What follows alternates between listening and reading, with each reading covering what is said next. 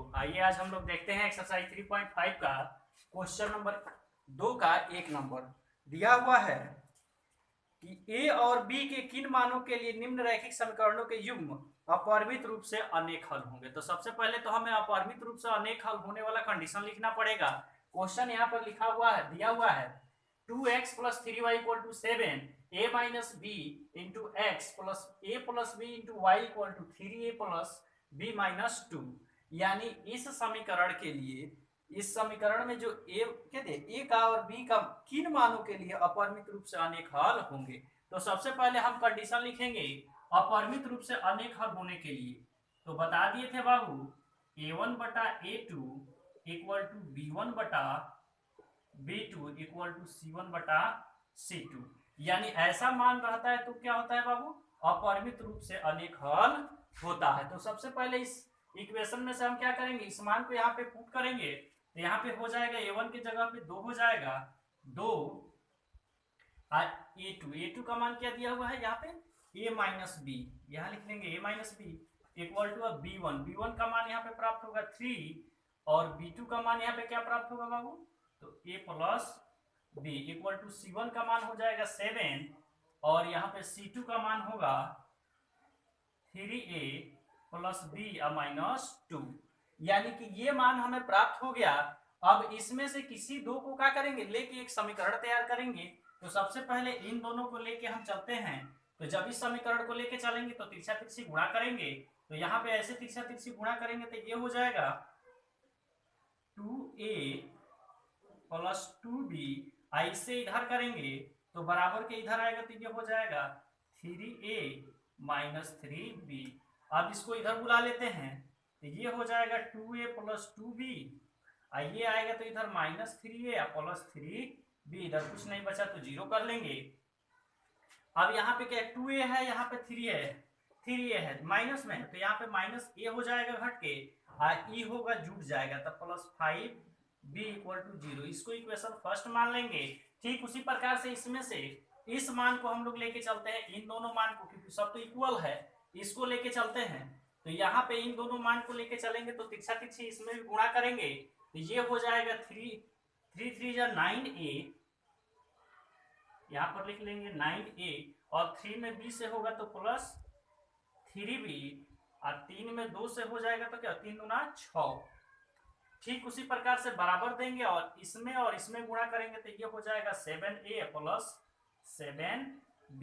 इन दोनों मान को भी इधर बुला लेंगे, 6 को उधर भेज देंगे तो ये दोनों मान इधर आ जाएंगे तो ये होगा 9a + 3b, इधर हो जाएगा 7a -7b = 6 को इधर भेज देंगे तो 6 प्लस में आ जाएगा।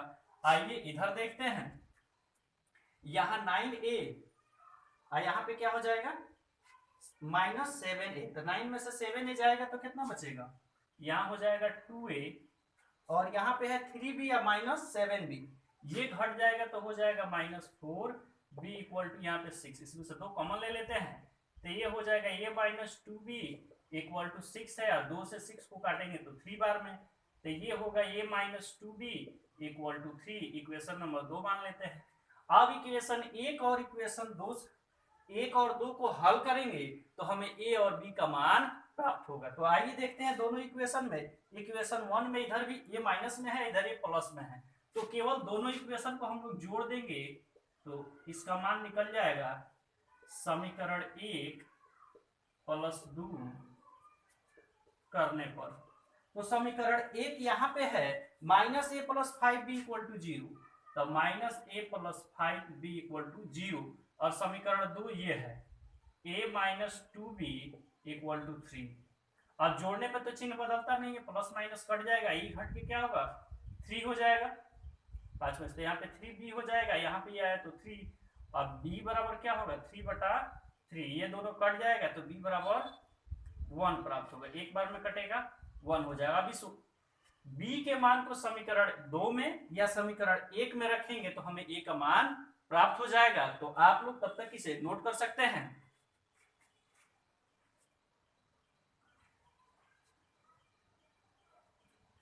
तो हम आशा करते हैं कि आप लोग इसे भी नोट कर लिए होंगे। आइए b के मान को क्या करते हैं, समीकरण 1 और 2 में रखते हैं, तब तक इधर के मान को हम इरेज कर देते हैं। समीकरण 2 में ही रख लेते हैं। b के मान को समीकरण 2 में रखने पर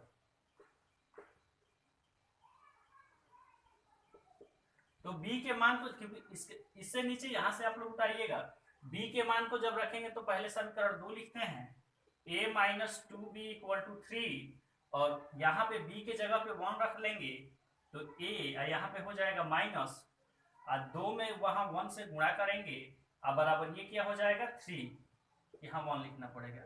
तो a बराबर यहाँ 2 में 1 से गुणा होगा तो 2 होगा, इस 2 को उधर भेजते हैं तो इधर माइनस में, इधर जाएगा तो प्लस में, 3 प्लस 2 हो जाएगा। तो a बराबर क्या होगा बाबू, 3 2 5 हो जाएगा। इसलिए a बराबर 5 और b बराबर 1, यानी कि इस समीकरण में a बराबर 5 और b बराबर 1 रखने पर इस समीकरण का अपरिमित रूप से अनेक हल होगा। तो यही आपका आंसर हो जाएगा। तो आप लोग इसे भी नोट कर सकते हैं।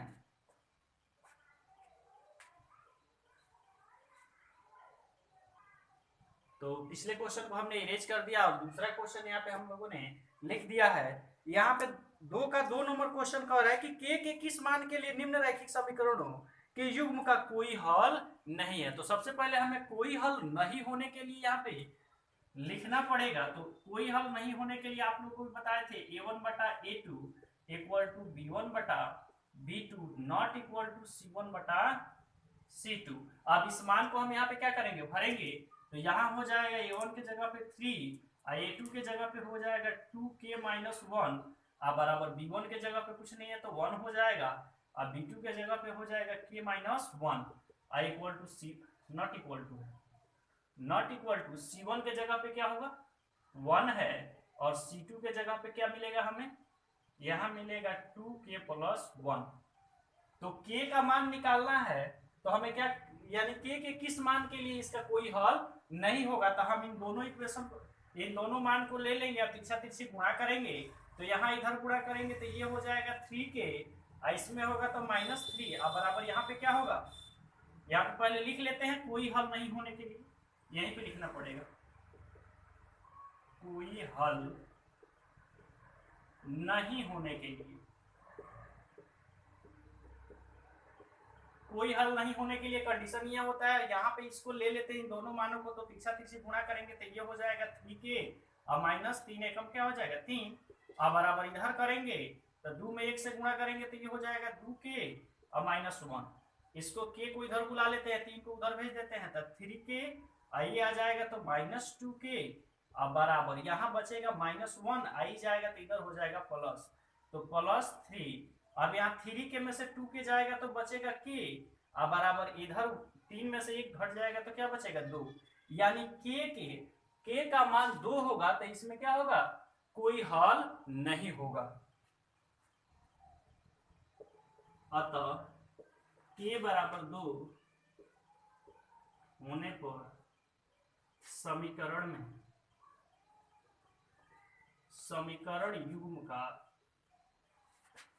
युग्म का कोई हल नहीं होगा, कोई हल नहीं होगा। यही आपका आंसर हो जाएगा। तो आप लोग इसे भी नोट कर सकते हैं।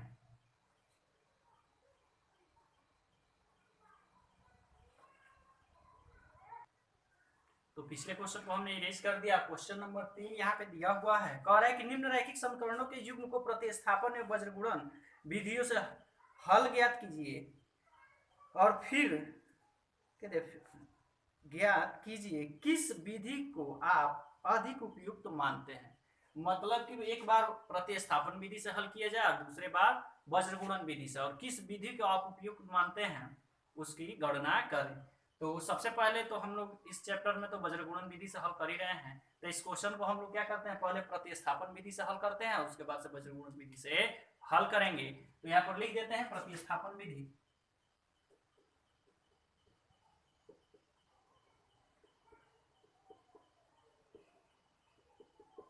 प्रतिस्थापन विधि से चलते हैं समीकरण एक को लेके। तो यहाँ पर दिया हुआ है समीकरण एक नहीं दो को ही ले लेते हैं समीकरण दो से। तो समीकरण दो से दिया हुआ है 3x + 2y = 4। 2y को उधर भेज देंगे तो यहाँ बचेगा 3x = 4 - 2y।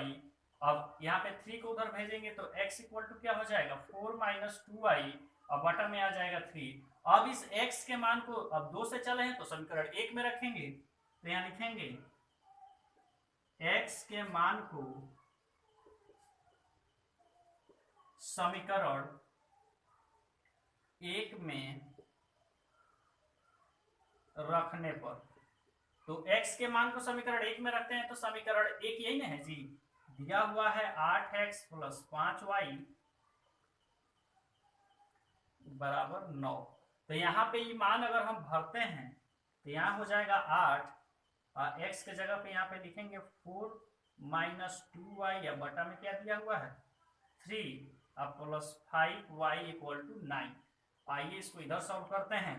तो ये 8 से इसमें क्या होगा मल्टीप्लाई हो जाएगा और कुछ नहीं तो बटा में एक यहाँ कर देते हैं हम, ताकि इसका भिन्न का जोड़ भी साथ ही में कर लेंगे। तो यहाँ हो जाएगा 8 से 32 - 8 दूना 16y और सबका करेंगे तो 3 1 का लघुत्तम क्या हो जाएगा 3 हो जाएगा और 3 से 3 बार में एक बार में तो स्वयं जैसे कि तैसे रह जाएगा। यहाँ पे करेंगे प्लस और 3 से तो ये हो जाएगा 5 3 15y और बराबर इधर दिया हुआ है 9 और 3 को उधर भेज देंगे। यहाँ 16y है, यहाँ पे क्या है 15y है, घट के हो जाएगा -y। तो यहाँ हो जाएगा 32 - y और बराबर 9 × 3। तो 9 3 हो जाएगा 27 और इस 32 को इधर भेज देते हैं। क्या करते हैं तो -32 हो जाएगा, यहाँ बचेगा -y।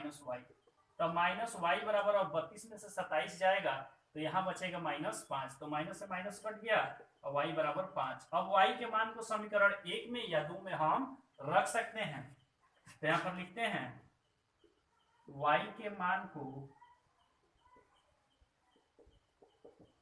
समीकरण एक में रखने पर। अब y के मान को समीकरण एक में रखेंगे तो समीकरण एक यही ना है बाबू, यहाँ पर दिया हुआ है 8x + 5 और y के जगह पे अभी रख देते हैं, यहाँ पे 5 हो जाएगा बराबर यहाँ पर दिया है 9। तो ये हो जाएगा 8x बराबर ये क्या हो जाएगा 9 और 50 25 हो जाएगा, इधर जाएगा तो माइनस में 25। तो x बराबर हो जाएगा 25 में से 9 जाएगा तो ये हो जाएगा -16। आई 8 यहाँ आ जाएगा तो क्या होगा भाग में आ जाएगा तो ये कट जाएगा।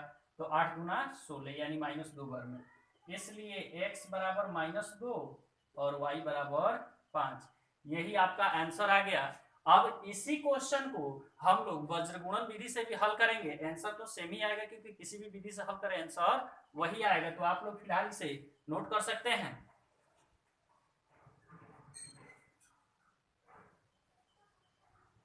तो हम आशा करते हैं कि आप लोग इसे भी नोट कर लिए होंगे। अब इसे इरेज कर देते हैं। तो ये आप लोग बनाए किस विधि से प्रतिस्थापन विधि से। वो यहाँ पे 9 छूट गया है, 9 भी लिख लीजिएगा यहाँ पे प्रतिस्थापन विधि से। तो हम इस क्वेश्चन को इरेज कर देते हैं।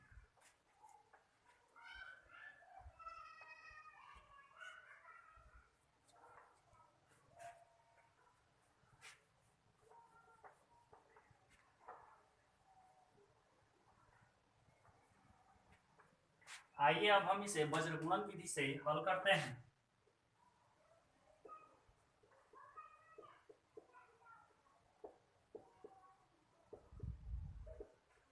अब इसे वज्रगुणन विधि से हल करने के सबसे पहले हम क्या करेंगे, इस मान को इधर बुला लेंगे। तो ये हो जाएगा 8x + 5y, इधर हो जाएगा -9 = 0। इसको भी इधर बुला लेते हैं तो ये हो जाएगा 3x + 2y, ये इधर आ जाएगा तो -4 = 0। ये दोनों मान क्या हुआ इधर कर लिए। अब यहाँ पर वज्रगुणन विधि से हल करने के लिए सबसे पहले कल हम आप लोग को बताए थे, तो शॉर्ट में ही बताया, यहाँ पे x का मान जब निकालना हो तो x वाला को ढक लेंगे, बाकी ये मान को क्या करेंगे तीसरा तीसरे गुणा कर देंगे। तो यहाँ पर लिखेंगे x और बटा में इसको ढके रहेंगे। तो यहाँ पे तीसरा तीसरे गुणा करेंगे तो क्या होगा 4 × 5 = 20 और माइनस है तो यहाँ पे लिख देंगे -20 और सूत्र में पहले से ही माइनस होता है।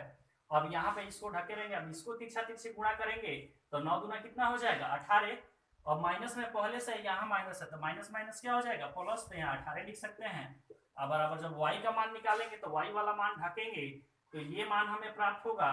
तो यहाँ पे तिरछा तिरछी गुणा करेंगे तो ये हो जाएगा 8 का 32, तो यहाँ पे लिख सकते हैं -32। और फिर यहाँ पे तिरछा तिरछी गुणा करेंगे तो 9 3 कितना हो जाएगा 27, लेकिन यहाँ पे क्या है माइनस है और माइनस सूत्र में रहता है तो माइनस माइनस प्लस हो जाएगा, यहाँ पे हम 27 लिख सकते हैं।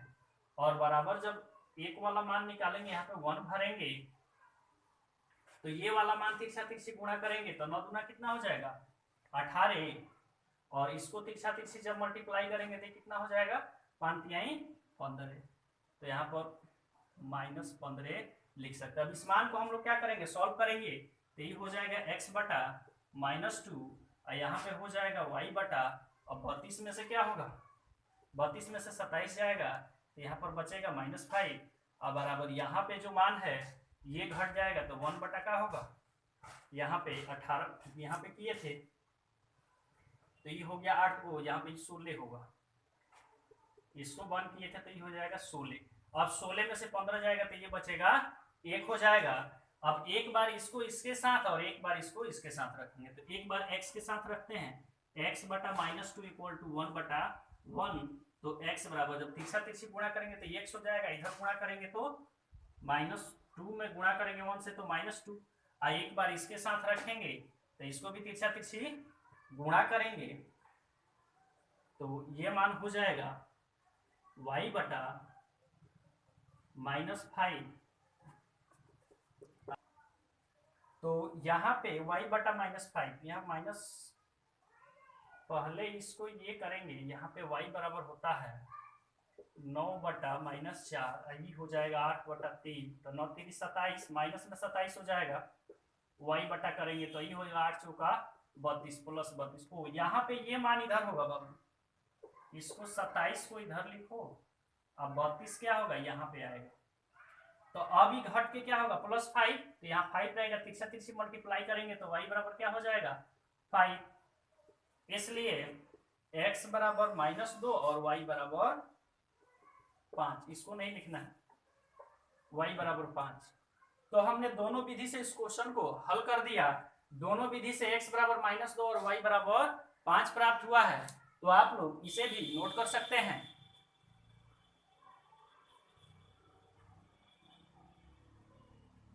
तो हम आशा करते हैं कि आप लोग इसे भी नोट कर लिए होंगे।